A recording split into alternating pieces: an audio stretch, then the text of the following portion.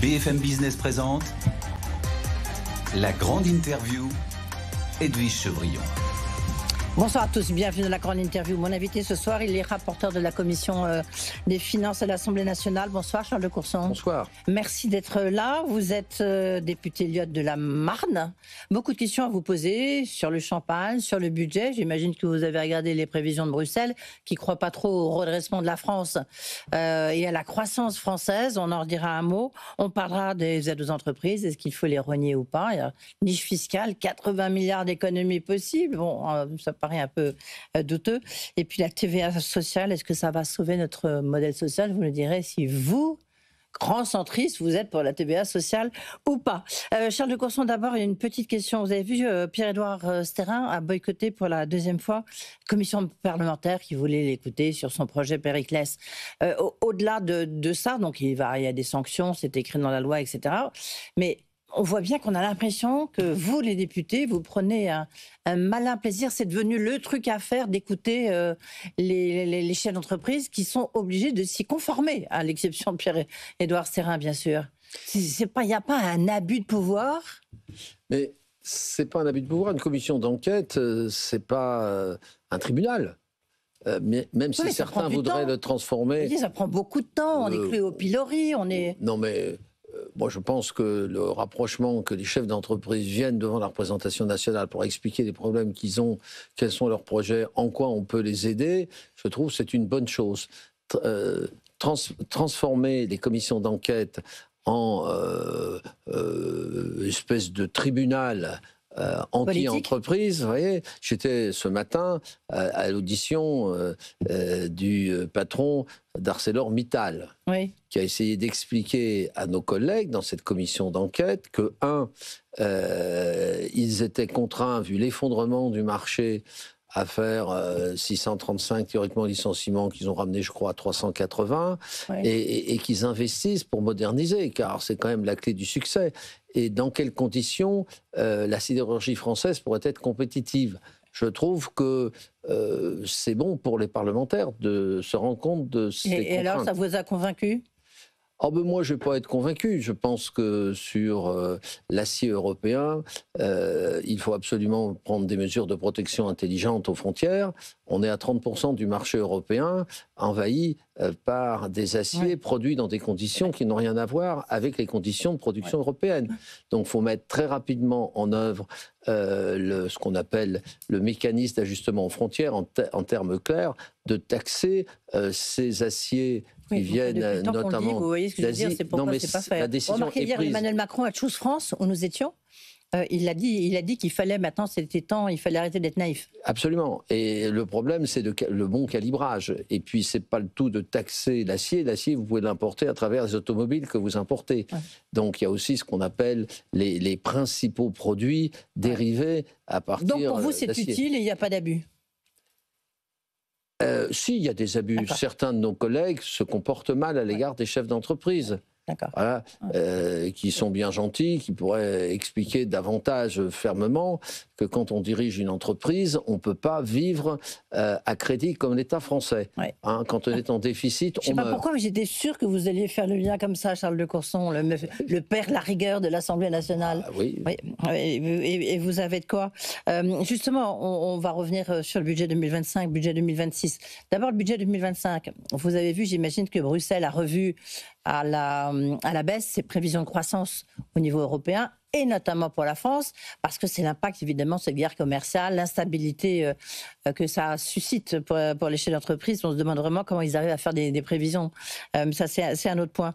0,6 au lieu des 0,7 prévus dans le budget 2025. Et le ministre de l'économie, qui était à votre place jeudi dernier, m'a encore conforté dans l'idée que ça serait 0,7 parce qu'il y avait un acquis de croissance. Vous croyez qui? Éric Lombard ou la Commission européenne? Je voudrais rappeler que le gouvernement était parti sur une croissance en volume en 2025 de 1,1, qu'il a rajusté dans un premier temps à 0,9, puis dans un deuxième temps à 0,7, très récemment, sans en tirer les conséquences sur les pertes de recettes par parenthèse. Alors, nous, on va les tirer. Voilà. Et maintenant, effectivement, le FMI dit on serait plutôt à 0,6.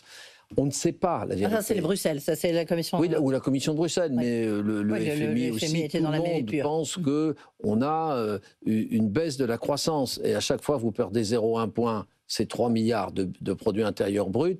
Ça veut dire à peu près 1,2 milliard, 1,3 milliard de perte de recettes État, sécurité sociale. Ouais. Vous avez vu, tiens, c'était aujourd'hui la première fois qu'ils se réunissaient, vous qui êtes membre de la commission des finances, rapporteur, il y a un cercle des prévisionnistes qui a été instauré par Éric Longbard au nom de la transparence pour superviser les comptes publics. C'est évidemment essayer de comprendre, c'est suite à la commission d'enquête justement sur le dérapage budgétaire sur les dépenses publiques. Pour vous, c'est une bonne idée, c'est bien, ou vous trouvez que quelque part, il pique votre job, si vous me permettez cette expression triviale? Non, pas du tout. C'est le boulot du Haut Conseil des finances publiques. Qui est chargé, il y a une instance qui s'appelle le Haut Conseil, présidé par le Premier président de la Cour des comptes. J'étais en début d'après-midi à une conférence, j'étais l'un des intervenants, dans lequel j'ai plaidé pour un élargissement, pour sortir du monopole de la Direction générale du Trésor, qui a le monopole des prévisions de toutes les recettes, et qui s'est fondamentalement trompé en 2023, encore pire en 2024, et en 2025, mais il y a de grandes incertitudes, c'est vrai. Mais si vous voulez, on fait moins d'erreurs à plusieurs que quand on a le monopole. Et donc, c'était très intéressant. On avait l'exemple de nos collègues italiens et de nos collègues britanniques qui ont une approche extrêmement différente, qui associent, si vous voulez, un organisme indépendant à l'élaboration de la loi de finances.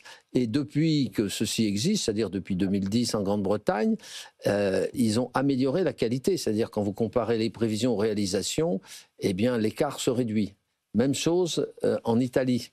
Et même chose en France depuis qu'il y a le Haut Conseil des finances publiques. Oui. Donc je pense que la pluralité, si vous voulez, des organismes de prévision améliore la qualité des prévisions. Donc vous êtes plutôt favorable. Parce que vous aviez, je m'en souviens dans une interview là, que j'ai réécoutée, vous avez plaidé pour une réforme urgente des méthodes d'évaluation, justement. Absolument. Hein. Absolument. Et est-ce que là, ça va dans le bon sens? Oui, en disant, on ne peut pas continuer comme ça? Mais dans les propositions que j'ai faites dans contribution que j'ai faite à la fameuse commission d'enquête, c'est l'un des points, si vous voulez, pour lesquels j'ai plaidé.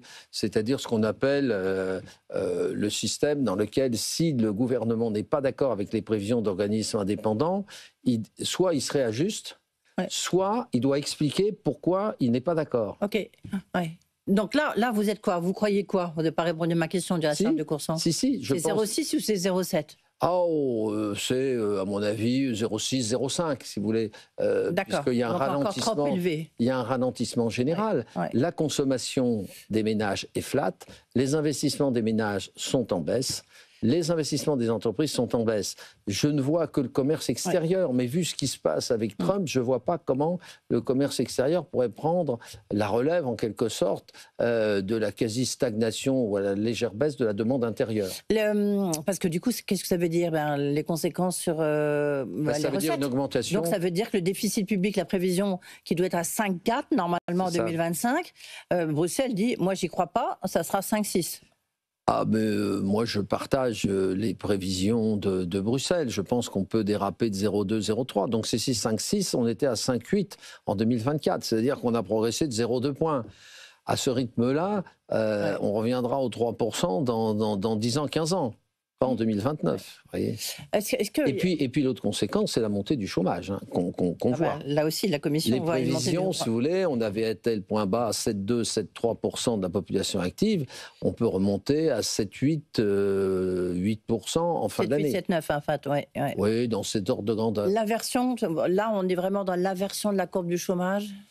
Ah oui, ça, personne ne le conteste. Avec, si vous voulez, des taux de croissance 0,5, 0,6, on ne peut pas inverser la courbe. Il arrive sur le marché du travail 100 à 150 000 personnes supplémentaires chaque année, et le montant, le nombre d'actifs, si vous voulez, va être en baisse. Donc, si vous voulez, ces deux facteurs font qu'on va vers une augmentation du taux de chômage.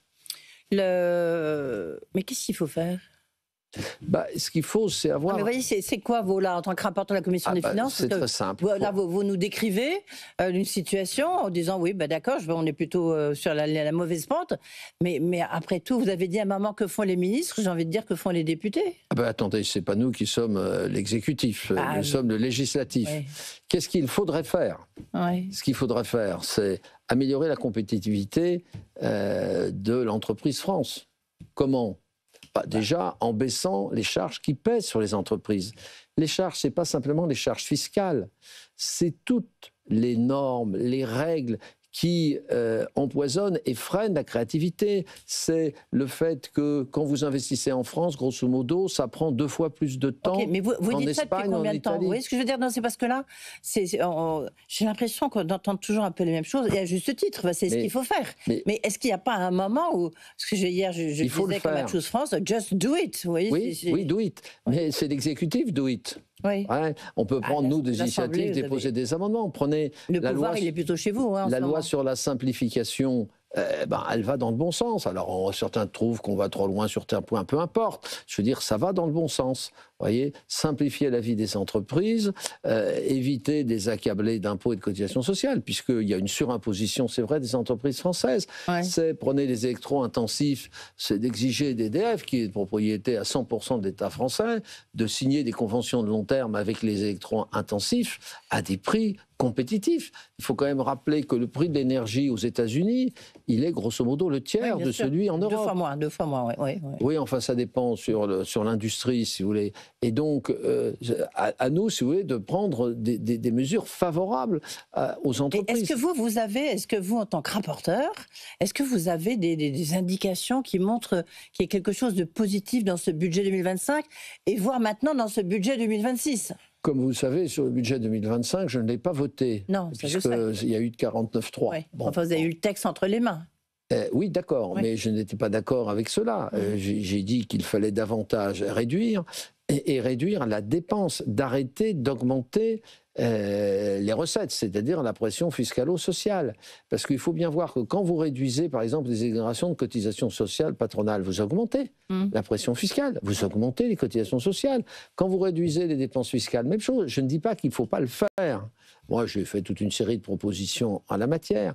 Il faut le faire. Mais de croire qu'on redressera durablement les finances publiques uniquement en augmentant les impôts et cotisations sociales, c'est une totale erreur. La priorité des priorités, c'est de réduire les dépenses. Ouais. Alors, le problème, c'est quelles dépenses? Voilà, le problème, c'est où? 40 milliards, d'accord. Moi, je peux vous en donner des tas d'exemplaires, des tas d'exemples. Prenez la prime d'activité.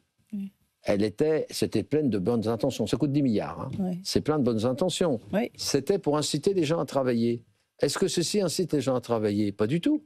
Parce qu'elle est fonction de la taille de la famille. Donc, moi, ce que je plaide, c'est qu'on mette la prime d'activité sur la feuille de paye, remboursée à l'entreprise. Donc, ça coûte rien à l'entreprise. Mais au moins, on écarte progressivement le minimum d'activité. Là, vous avez dépensé 10 milliards supplémentaires, si j'ose dire. Non. Ça coûte déjà 10 milliards. Oui, non, mais si vous dites on le rembourse à l'entreprise. Mais c'est neutre. C'est neutre. Simplement, c'est incitatif.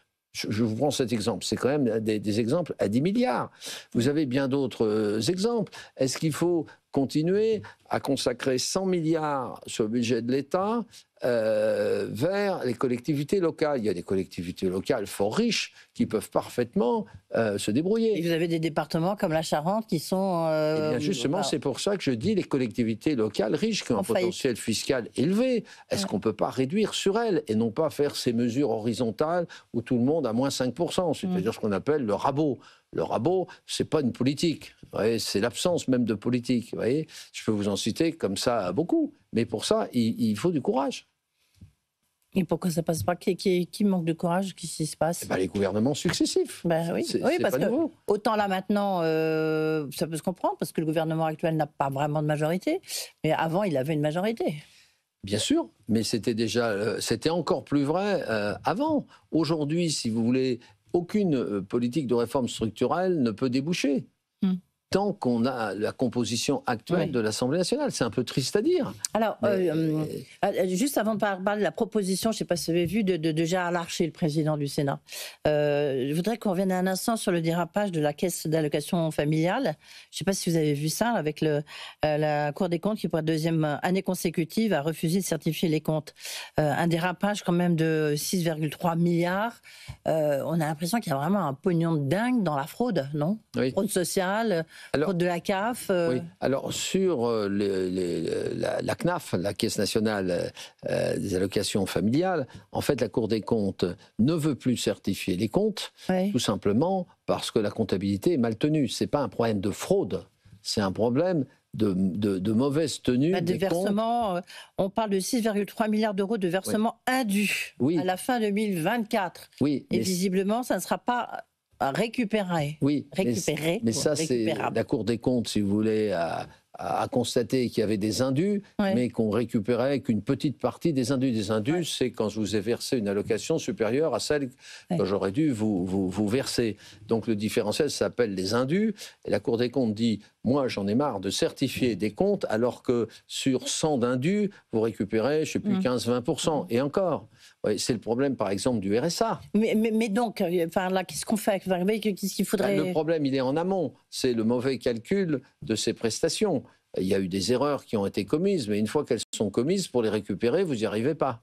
Voilà, c'est ça l'origine du refus de la Cour des comptes de certifier les comptes de la CNAF. Oui, c'est ça, il faudrait un peu d'intelligence artificielle, peut-être que ça pourrait fonctionner. Si on regarde les déclarations, je ne sais pas si vous avez lu ce matin, de Gérard Larcher, président du Sénat dans Le Parisien, qui dit, à propos du budget 2026, parce qu'il faut bien trouver une solution, parce qu'en plus, on vient de le dire, le déficit du budget 2025 sera sans doute dérape. À nouveau. Lui, il propose un gel budgétaire, sauf pour les 3 lois de programmation, enfin, que ce soit militaire, sur la justice et le troisième sur le militaire, la justice et la police. Ouais. Police. Sécurité intérieure. Est-ce que ça, sécurité intérieure. Est-ce que ça vous paraît possible, envisageable? Oui, il y a des gouvernements qui ont gelé toutes les dépenses. D'ailleurs, c'est ce qui s'est passé en janvier et en février, suite au vote de la loi, vous savez, dite pour maintenir le fonctionnement des services publics. Si vous dites, on gèle tout. Voilà. Mais vous pouvez aussi geler les prestations sociales en disant on gèle, on fait une pause pendant 1 an. Mais vous êtes favorable, vous pensez que c'est quoi la solution de Charles de Courson, c'est quoi? Pour moi, c'est des réformes structurelles, vous voyez. Ça, pour 2026, vous aurez du mal à le faire. Ah non, mais vous n'y arriverez pas. En attendant, c'est des mesures ponctuelles. Geler, par exemple, on gèle les retraites par rapport à l'inflation. Actuellement, les retraites sont indexées sur l'inflation. Supposez qu'on ait en 2026 une inflation de 1%. Vous allez gagner, grosso modo, 3 milliards. Sur l'ensemble des retraites, en disant on ne revalorise pas les retraites. Il y a des variantes, on peut dire... Mais est-ce que vous y êtes favorable? Moi, je suis favorable au gel, mais pas des petites retraites, de maintenir le pouvoir d'achat. Et jusqu'à quoi? C'est quoi, 2005? 2000, 2002, grosso modo, c'est-à-dire à peu près la moyenne des retraites, si vous voulez. Voilà. Même médiane. On peut demander des efforts à ceux qui peuvent le faire.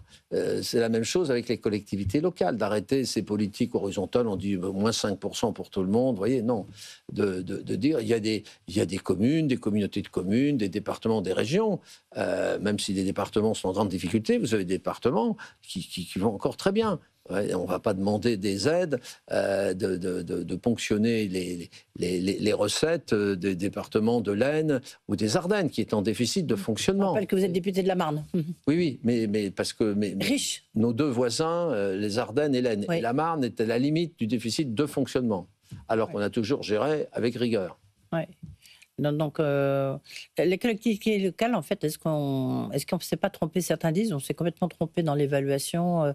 Bercy a mis dans le collimateur les collectivités locales, alors qu'en fait, elles sont plutôt à l'os.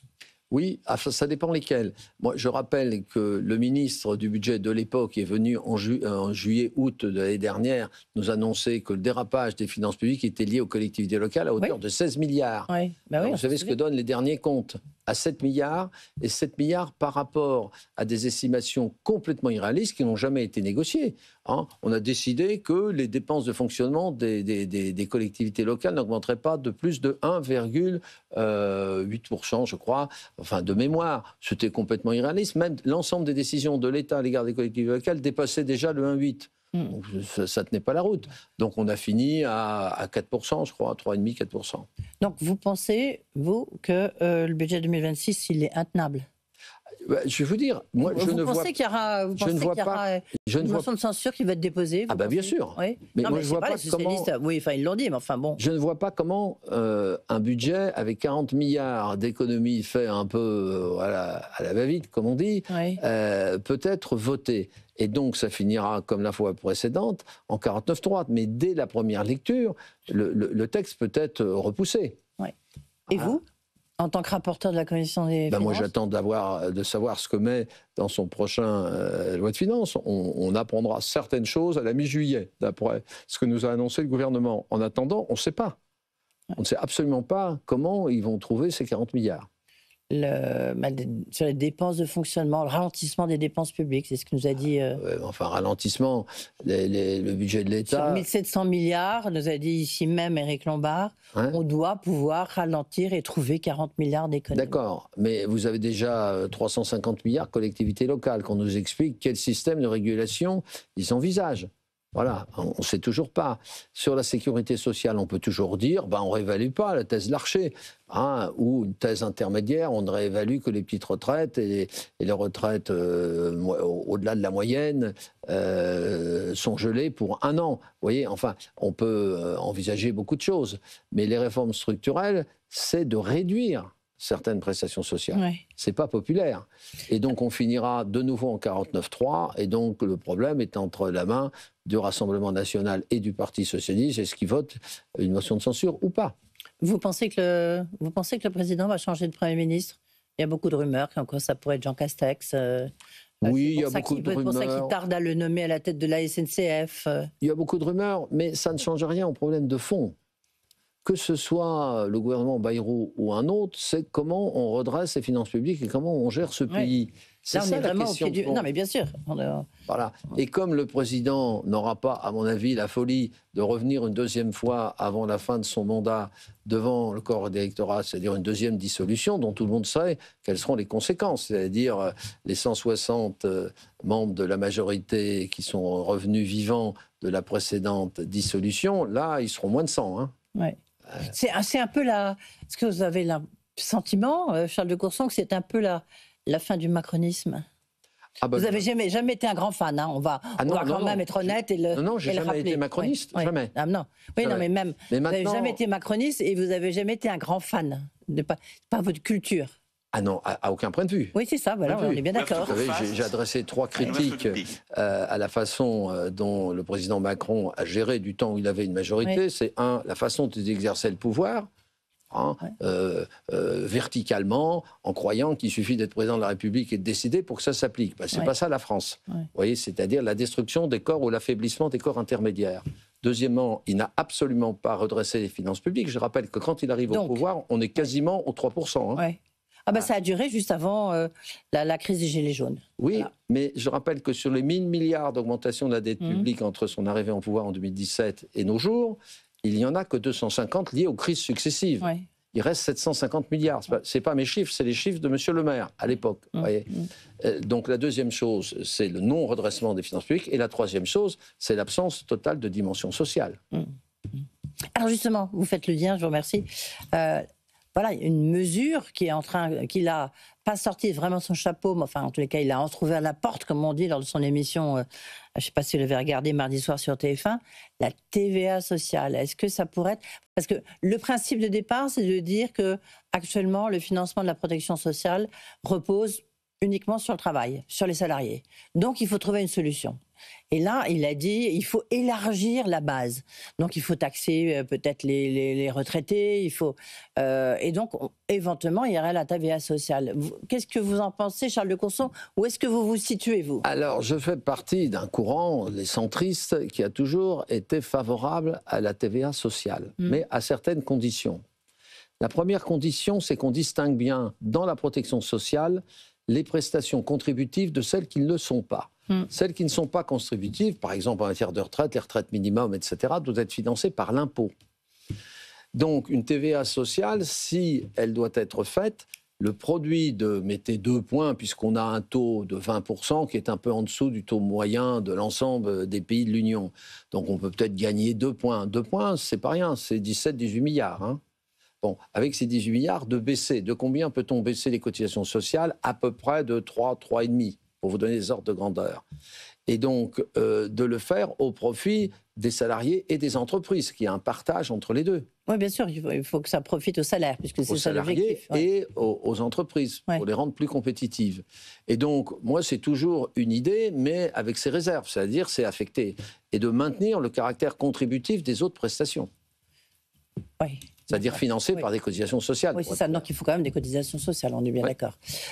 Juste rapidement, un mot, je connais déjà un peu la réponse, mais puisqu'on parlait des niches fiscales et 80 milliards, soit d'économies potentielles, évidemment.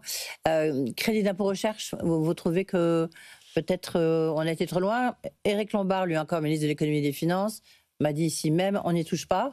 Oui. Il a tort?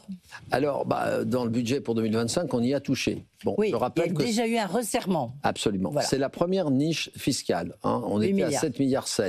On a réduit autour de 400 millions. Bon, ce qui est quand même pas révolutionnaire. Vous savez que ce taux, il est de 30%. Le crédit d'impôt, il est de 30% faute dépenses, jusqu'à 100 millions. Mais au-delà de 100 millions, c'est 5%. Moi, j'avais déposé des amendements. On supprime les 5%. Ça rapporte 400 millions. Vous voyez, c'est ce genre de choses, c'est-à-dire de concentrer. Car le crédit d'impôt recherche est efficace sur les petites et moyennes entreprises. Il est beaucoup moins sur les grandes. Oui, enfin sur les grosses, les grandes, ça peut être très très important. Au contraire, pour faire venir des Microsoft et tout ça, c'est bien. Les études montrent qu'il est beaucoup plus efficace sur les petites et moyennes pour les encourager à augmenter leur effort de recherche. Vous voyez. Et on peut aussi on a commencé à le faire dans le budget pour 2025, à essayer de recentrer. Le deuxième niche fiscale, c'est celle sur les services à domicile. 6,6 milliards, taux de 50%. Est-ce que vous pensez que c'est révolutionnaire de réduire de 5 points, de descendre de 50% à 45%? Franchement, mais ça vous économise, grosso modo, 10% de 6,6 milliards, 700 millions. Ouais. Mais 700 millions par 700 millions, on arrive quand même, ça fait des petits milliards. Mais il faut rappeler que s'attaquer aux niches fiscales, c'est augmenter la pression fiscale. Ouais. Donc, il y a des choses à faire en la matière, mais l'effort principal n'est pas sur l'augmentation des impôts. Il est sur la réduction de la dépense. Voilà, mais c'est là où ça coince. Merci Charles de Courson d'être venu nous voir, rapporteur donc de la commission d'enquête, de la commission des finances à l'Assemblée nationale. Merci d'avoir été avec nous. Député de la Marne, tout de suite vous retrouvez Stéphanie Colo et ses experts. La grande interview sur BFM Business.